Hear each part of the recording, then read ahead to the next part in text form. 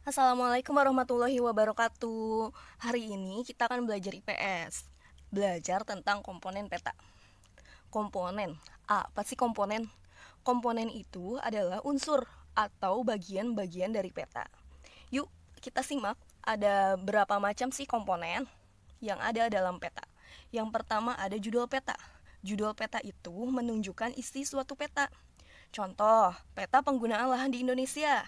Maka, isi dari peta tersebut adalah persebaran lahan yang ada di Indonesia berupa pemukiman, hutan, perkebunan, dan lain-lain. Judul peta ini sangat penting loh, karena untuk menunjukkan isi dari peta tersebut.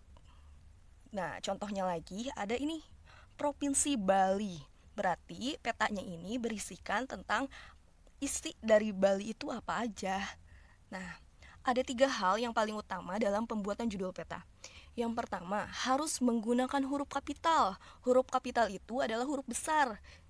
Kenapa? Untuk mempermudah pemakai peta menemukan isi dari peta tersebut. Yang kedua, menggunakan huruf tegak. Jadi tulisannya itu tidak boleh miring, harus tegak. Yang ketiga, judul peta harus berada di atas peta tersebut. Jangan sampai judulnya ada di bawah. Jadi ada 3 ya, kita ulangi lagi. Yang pertama, satu menggunakan huruf kapital. Kedua, hurufnya harus tegak atau tulisannya tidak boleh miring. Yang ketiga, judul peta berada di atas peta. Kita lanjut lagi ya. Yang kedua, adanya skala peta.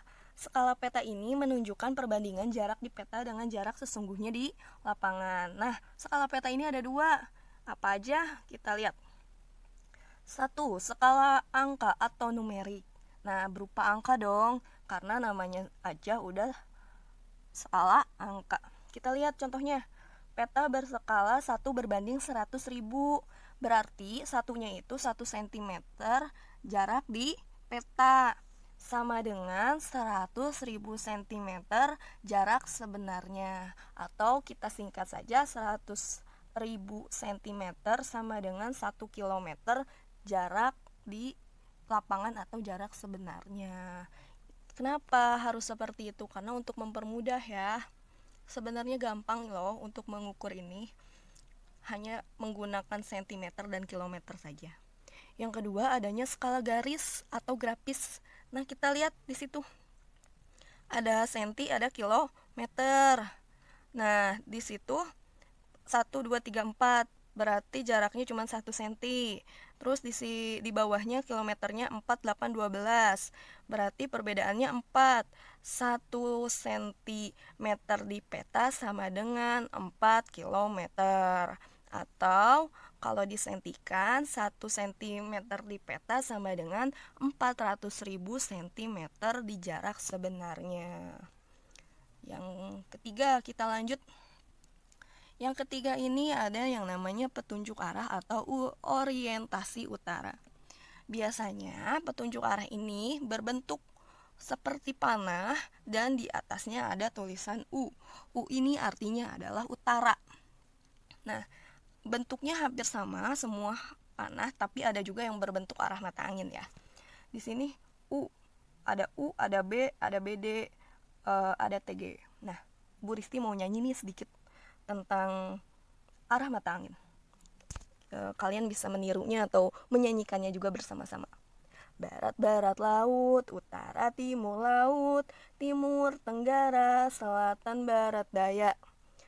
Kita ulangi ya. Barat, barat laut, utara, timur laut, timur, tenggara, selatan, barat, daya. Nah, kita lanjut lagi. Yang keempat, adanya simbol atau lambang peta. Kita lihat tujuan penggunaan simbol pada peta untuk mempermudah pemakai peta dalam membaca dan memahami isi peta. Simbol peta ini terdiri dari 4 jenis. 1. Simbol titik. Yang kedua simbol garis. Yang ketiga simbol warna. Yang keempat simbol area atau wilayah. Nah, kita lihat nih. Tuh, ada simbol garis. Ada garis ini ada yang berbentuk sungai, jalan raya, jalan desa, batas negara, batas provinsi, dan batas daerah. Kemudian ada simbol titik. Nah, di sini ada jenis-jenisnya. Ada ibu kota negara, ibu kota provinsi, ibu kota kabupaten atau kota. Terus ada pelabuhan, gunung berapi, gunung berapi juga beda ya. Kalau misalkan yang gunung api tidak aktif itu warnanya hitam, segitiga hitam. Kalau yang gunung berapi itu warnanya segitiga merah. Kita lanjut, ada simbol warna.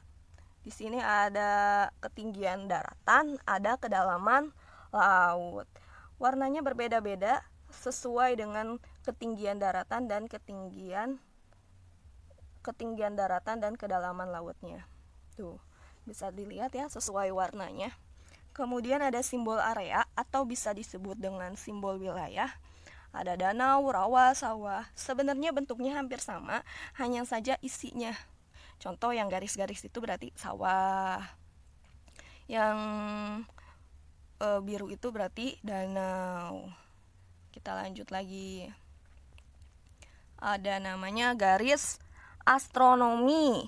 Garis astronomi atau sering disebut dengan garis koordinat. Garis astronomi itu adalah garis hayal yang sebenarnya tidak ada di permukaan bumi. Garis astronomi ini dibagi menjadi dua. Yang pertama ada garis lintang dan garis bujur dengan angka derajat yang dituliskan pada tepi garis peta. Nah, garis lintang ini adalah garis yang membelah antara kutub utara dan kutub selatan. Garis lintang ini sering disebut dengan garis ekuator atau bahasa kerennya garis khatulistiwa.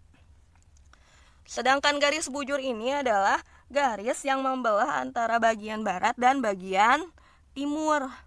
Nah, tujuannya apa sih kalau garis bujur ini? Untuk menentukan waktu daerah di daerah yang dipetakan.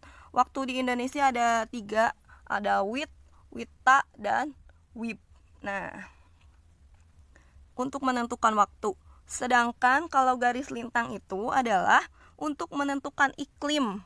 Iklim apa? Iklim matahari yang ada di daerah yang dipetakan. Contohnya, kita ini termasuk iklim apa? Iklim tropis. Indonesia itu termasuk iklim tropis karena mempunyai 2 musim, yaitu musim hujan dan musim kemarau. Nah, kita lihat di sini contohnya garis astronomi. Nah, kita ya, kalau garis bujur itu yang dari atas ke bawah, kalau garis lintang itu dari kiri ke kanan. Nah, ini kalau dari dalam peta, garis lintang dan garis bujur berbentuk seperti ini, bergaris-garis. Ini menunjukkan garis lintang dan garis bujurnya, dan di bawahnya ada derajatnya ya. Kita lanjut. Yang keenam ada namanya inset peta. Inset peta adalah petunjuk lokasi daerah yang dipetakan terhadap daerah lain yang lebih luas bentuknya, berupa peta kecil di dalam peta pokok yang lebih besar. Di sini ada peta. Peta apa ini? Ini peta Sulawesi, Pulau Sulawesi. Kalian lihat di ujung bawah kanan, pojok bawah kanan itu ada peta Indonesia. Nah, ini merupakan Pulau Sulawesi itu merupakan bagian dari peta Indonesia. Inset petanya itu yang mana? Itu peta kecil itu, peta Indonesia kecil itu disebut dengan inset peta, atau inset peta adalah peta kecil yang ada di dalam peta utama gitu. Itu disebut dengan inset peta. Kita lanjut, yang ketujuh ada yang namanya lettering. Lettering adalah pengangkaan angka dan pemberian tulisan pada sebuah peta. Semua tulisan yang bermakna yang terdapat pada peta berbentuk huruf seperti huruf kapital, huruf kecil, tegak, dan miring. Jadi lettering itu hanya sebuah penulisan. Jadi kalau kita membuat peta itu harus benar penulisannya, harus pas gitu. Jangan sampai kita salah memberikan angka, salah memberikan tulisan-tulisannya. Kita lanjut ya. Ada yang namanya legenda ke-8 ini, legenda. Legenda adalah keterangan semua objek yang ada atau muncul pada permukaan peta. Berarti simbol-simbol yang ada di peta itu nanti ditulis lagi di dalam legenda dan diberikan keterangan. Contoh, di dalam peta itu ada gambar jalan utama. Nah, di legenda kita tulis lagi jalan utama. Atau misalkan ada titik merah, ada simbol titik merah di peta. Nah, supaya pembaca tahu apa sih itu simbol titik merah, berarti di legenda diberikan keterangan, titik merah itu adalah kecamatan. Atau di peta terdapat gambar panah atau gambar plus. Nah, supaya pembaca tahu apa itu gambar plus, berarti gambar plus itu ditaruh di dalam legenda, diberi nama Menara Tinggi. Kita lanjut nih. Yang kesembilan, adanya sumber peta. Sumber peta ini menunjukkan orang atau lembaga yang membuat peta. Contohnya, Citra Lestari. Berarti yang membuat petanya itu adalah perusahaan atau PT atau lembaga Citra Lestari. Dibuatnya di mana? Di Bandung, dan ada tahun pembuatannya. Tahun pembuatannya 2003. Yang kedua adalah lembaga Departemen Teknik Geodesi dan Geomatika. Nah, berarti lembaganya yang membuat adalah Departemen Teknik Geodesi. Dibuatnya di mana? Di Jakarta, bulan Januari 2017.